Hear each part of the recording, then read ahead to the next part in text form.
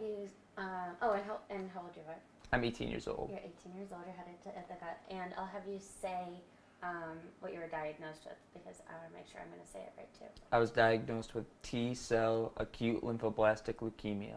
Okay.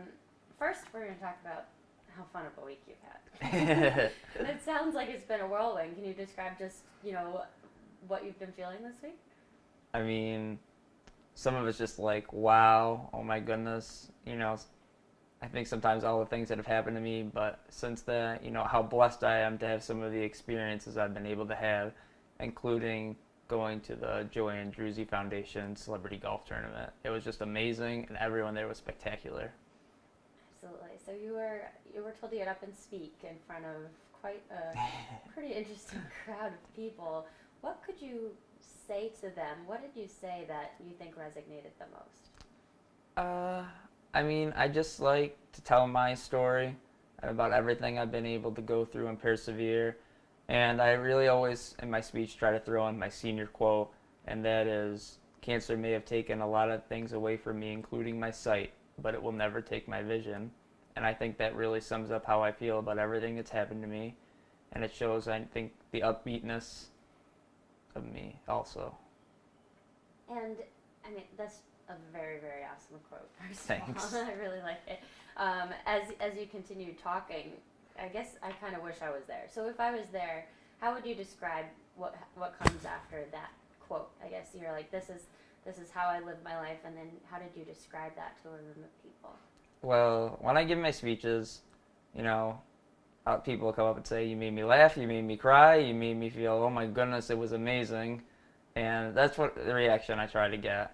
I try to work all the different emotions and really get people to feel, wow, and get people to think about more awareness for whatever the foundation may be. In this case, it was awareness for cancer and how it affects so many people and why the funding is so important to foundations just like the JAF. Why is that upbeatness so important? Why is it so important for you to make people laugh when talking about this difficult time?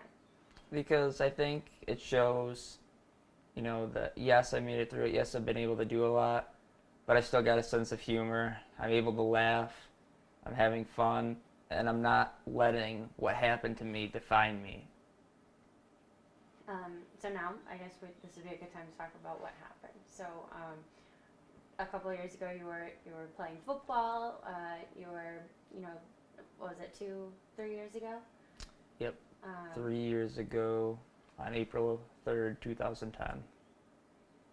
You want to explain what you were doing, I guess, up until that point, and then Okay. how you found out? I was just a regular high school student, taking classes, playing sports. I played football.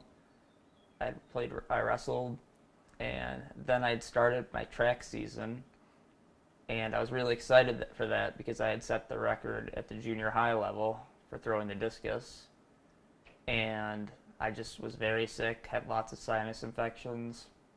They just kept re-diagnosing me with them, and I ended up getting my wisdom teeth out because they thought that could be part of the problem as well. And after that, I got Bell's palsy, and so they thought that was just a side effect of the anesthesia they used to do the surgery.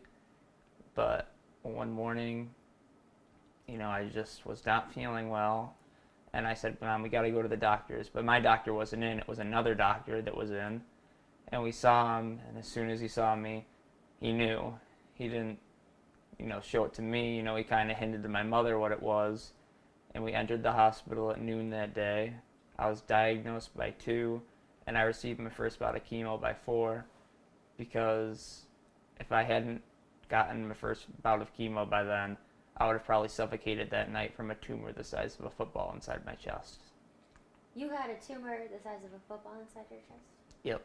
Oh my goodness. And I was actually, because I had gone to urgent care on steroids, and they were actually kind of masking the cancer, because that's one of the ways they treat it. Oh, I see, yeah. So it kind of masked that there was a tumor there, and it just seemed more like a sinus infection, and thankfully Dr. Truss caught it, and he saved my life. From that point on, I mean, you had a very rough year. It sounds like you had to be in isolation for a little bit. Well, first I gotten sick on that April 3rd date I just talked about, and then on July 15th, my cancer relapsed in my optic nerves, and that's when I lost my vision. And then because my cancer had come back, the treatments weren't strong enough to get rid of it, and so that's when I had to receive a bone marrow transplant on September 10th.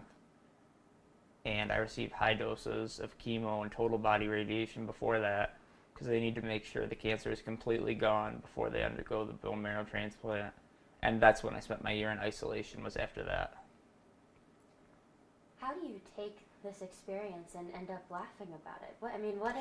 What's funny about that?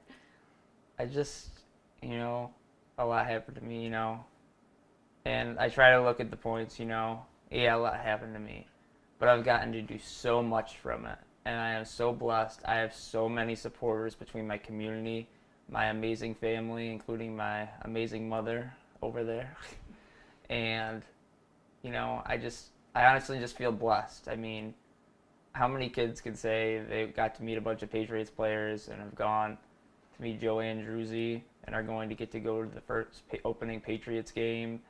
And, I got to go on my Make-A-Wish, which was amazing. And because I'm blind, I was able to go to Space Academy in Huntsville, Alabama for that. And just all the experiences it provided me with, it's like overwhelming.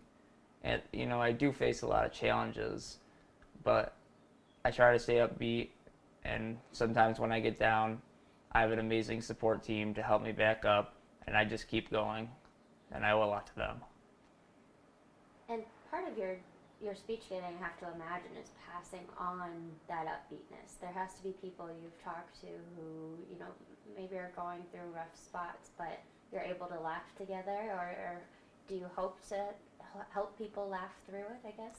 Yeah, I mean, I think that was part of the reason why I was able to go through this. I mean, multiple times throughout my journey, it got to the points where I was very, very close to death, and I managed to pull through. And I really just feel, personally, I don't want to see anyone to have to go through what I went through. I mean, what I went through was awful, and I'm still facing some of the things that have happened to me today. Not as bad as they were, but you still deal with some of the side effects from the treatments and stuff. And I just hope and pray that no one has to go through what I went through. And I know a lot of people that have had the same cancer that I did, and they weren't able to make it through the journey. And so I kind of think in some ways I'm that voice that tries to raise this awareness and say, these people didn't make it, and they can't, tell you what happened to them, but I'm alive, I survived it, and I want to let people know that this is awful, it's killing tons of kids, and we need to put an end to it, and we need to realize how important this cause really is. Is there any way you remember part of your speech? I know not everyone could make it there, but maybe a section of it that you like, that you think our people watching might appreciate? I mean, I'll talk about my Make-A-Wish and just how amazing that was. I got to meet Eric Weinmeier, who was my role model. He's completely blind, and he climbed the highest mountain on each continent, including Everest. And for my trip, I got to go meet him in his hometown of Golden, Colorado, and we went whitewater river rafting, zip lining, tandem biking, and hiking, and all sorts of different cool activities. And it was one of the most amazing trips in my life, because he taught me that even though someone's blind, it doesn't mean they can't do anything that they set their mind to. And also, I'd made a friend for life, and I just feel like, he's that inspiration. He's my guidance that, bad things can happen to you, but you can overcome them and achieve great things. And I really try to live by that. And just, I talk about getting sick and everything in my speech, and I talk about the different phases of my life, just having to overcome over the last 3 years everything.